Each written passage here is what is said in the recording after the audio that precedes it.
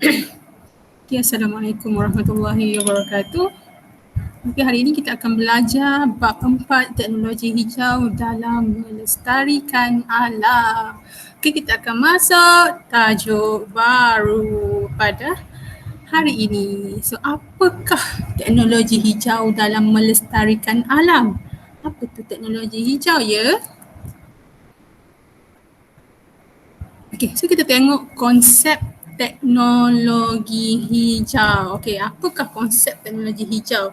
So, teknologi hijau ialah pembangunan dan aplikasi produk, peralatan serta sistem untuk memelihara alam sekitar dan alam semula jadi serta meminimumkan atau mengurangkan kesan negatif daripada aktiviti manusia. Maksudnya teknologi hijau ni kita buat teknologi untuk memelihara alam sekitar ataupun juga untuk mengurangkan aktiviti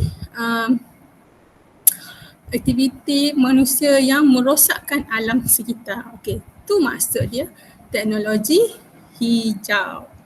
Okey. Okey, salin Okey, next. Okey, apakah kepentingan teknologi hijau? Apakah kepentingan dia? Penting teknologi hijau ni anak-anak. Okey, sebenarnya kepentingan ni adalah untuk mengatasi masalah kemusnahan alam sekitar.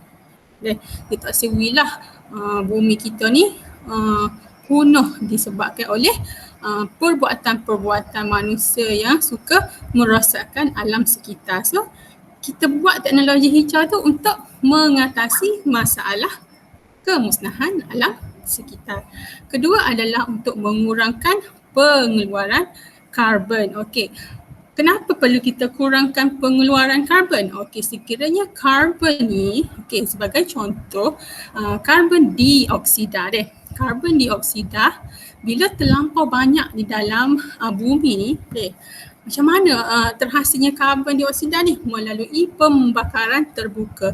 So, bila terlampau banyak ataupun banyak karbon dioksida, so bumi akan menjadi panas dah sebab adanya banyak karbon dioksida. Bumi akan menjadi panas.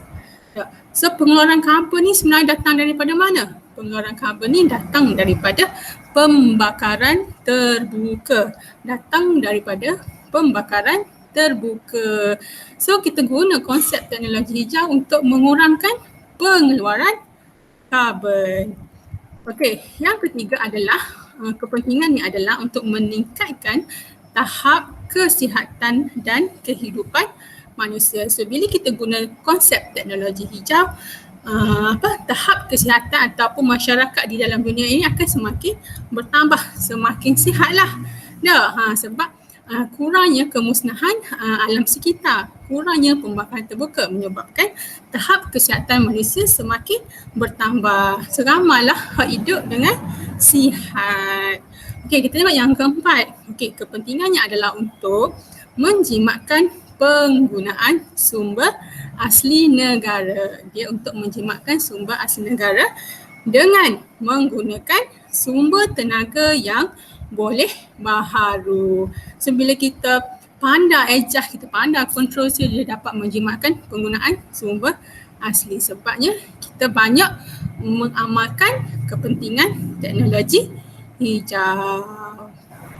Okey, so kepentingan teknologi hijau ni anak-anak pelajar kena ingatlah.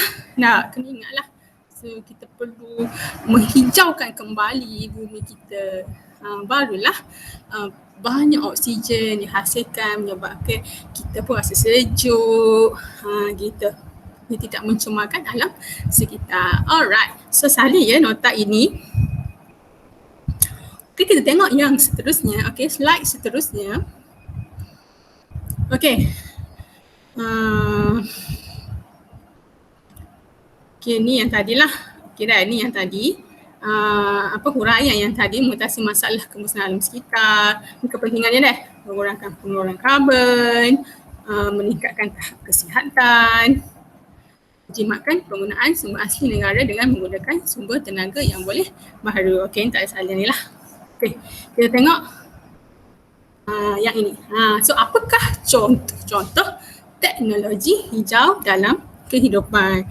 So mesti anak-anak pelajar nak tahu ke apa nama teknologi hijau, atau orang putih kita panggil green technology. Apa dia, contoh dia? Okey, so kita tengok contoh-contoh dia. Okey, so contoh ni kita tengok yang pertama adalah kenderaan tenaga solar. Okey, tenaga solar ni kalau tengok pada gambar di sebelah kanan tu, okey dia ada satu satu plate lah, macam satu papel di atas. Kita tengok dia macam petak. Itu adalah tenaga solar deh, ataupun kita panggil plate solar, kepingan solar. So dia solar ni dia menyerap, okey, dia menyerap cahaya daripada matahari. Okey, so bila dia serap cahaya daripada matahari, so dia akan tukarlah tenaga cahaya kepada tenaga elektrik. So dia simpan tenaga tu. Gitu. So dia tak guna benda lain lah. Dia guna benda yang semula jadi. Dia hanya ambil daripada cahaya matahari. Okey, solar ni, tenaga solar ni dia ambil tenaga cahaya matahari dia masuk ke dalam solar dan dia tukarkan kepada tenaga tenaga elektrik. So jimatlah. So kalau macam tu ada tak kita panggil memusnahkan alam sekitar? Tak ada, okey, sebab dia hanya menggunakan benda-benda semula jadi yang tidak boleh dimusnahkan. Okey, so kita tengok sini lah, kenderaan tenaga solar digunakan bagi mengurangkan penggunaan bahan api fosil. So bila dia buat lagu tu, kalau ni dah ada dah, orang panggil kereta hibrid, kereta elektrik dah, kereta guna bateri dah. So sebenarnya dia buat benda tu adalah untuk mengurangkan penggunaan minyak lah. Minyak tu daripada petrol, daripada diesel tu sebenarnya adalah kita panggil dia daripada bahan api fosil.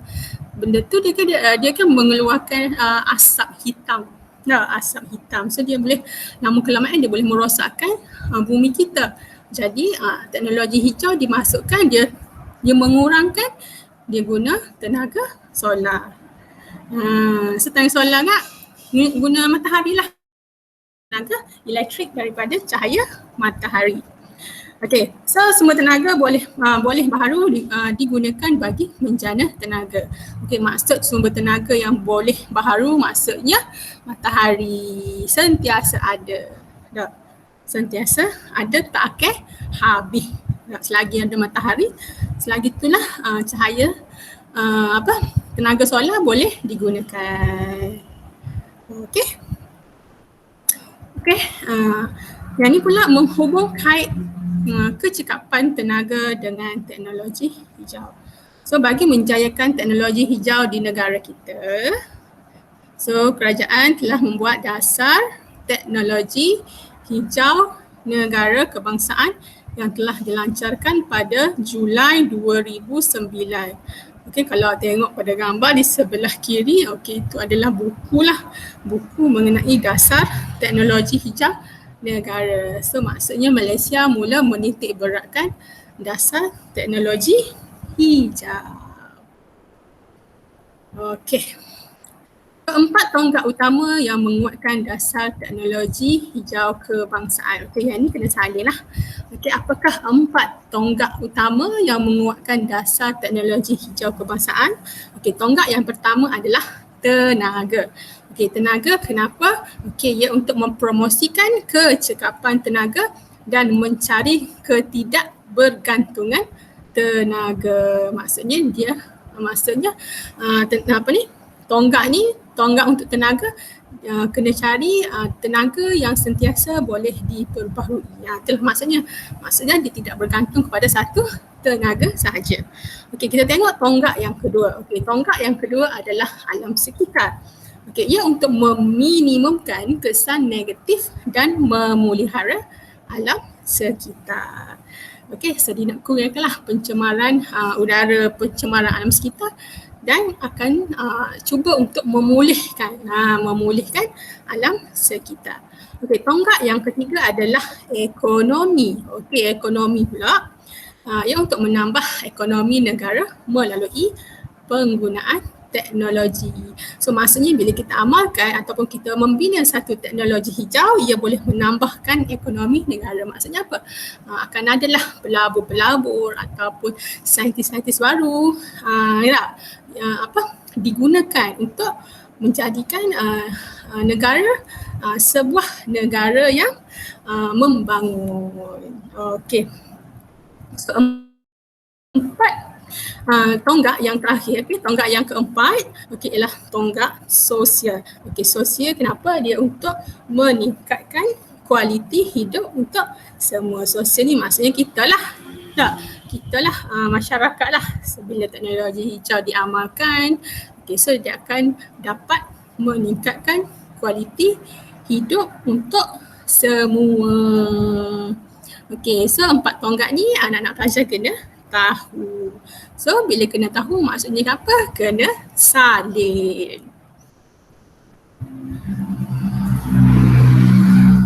Okey, dah. Okey, kita tengok slide yang seterusnya. Okey. Kita tengok tonggak yang pertama iaitu tenaga. Okey, ni huraian mengenai empat tonggak teknologi hijau. So kita tengok tonggak yang pertama iaitu tenaga. So kita tengok gambar tu, itu gambar apa anak-anak? Itu adalah gambar peta tu. Itu adalah gambar tenaga solar. Tengok kan yang menghadap ke matahari. Sebab apa yang menghadap ke matahari? Sebab dia nak ambil cahaya matahari untuk dijadikan tenaga elektrik. Dah, itu panggil tenaga. Okey, tonggak kedua adalah sekitar. Tonggak yang ketiga ekonomi. Tonggak yang keempat adalah sosial. So yang ni tak payah hal ni lah sebab teacher dah huraikan yang sebelum tu tadi. Okey, so percakapan tenaga. So apakah maksud percakapan tenaga? Penggunaan tenaga yang kurang bagi menjalankan sesuatu kerja pada kadar yang sama atau lebih tanpa menjejaskan keselesaan atau hasil yang ini. Maksudnya kita guna tenaga yang tak adalah banyak dan tak adalah sikit, tapi minimum lah. Boleh, maksudnya semua boleh faedah dia tanpa menjejaskan keselesaan. Okey, itu maksud kecekapan tenaga. Okey, salin.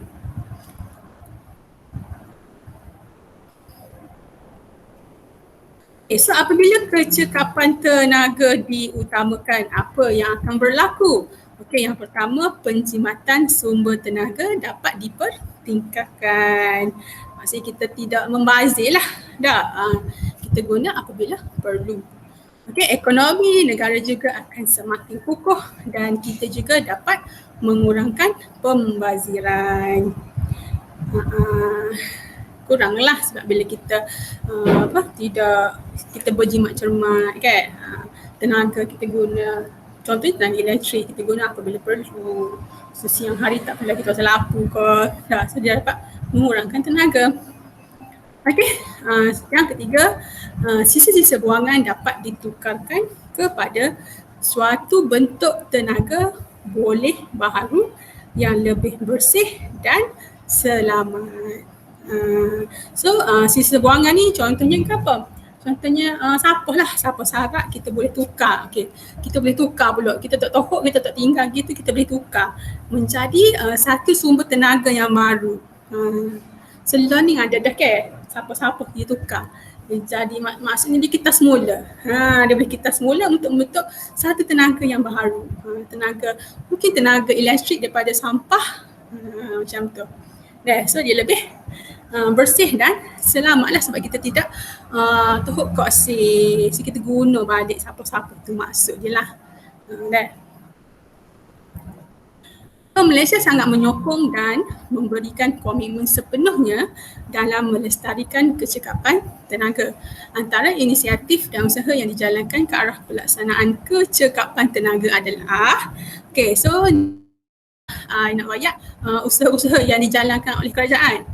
Okey, so dia sekarang dah ada label kecekapan tenaga bagi kelengkapan elektrik.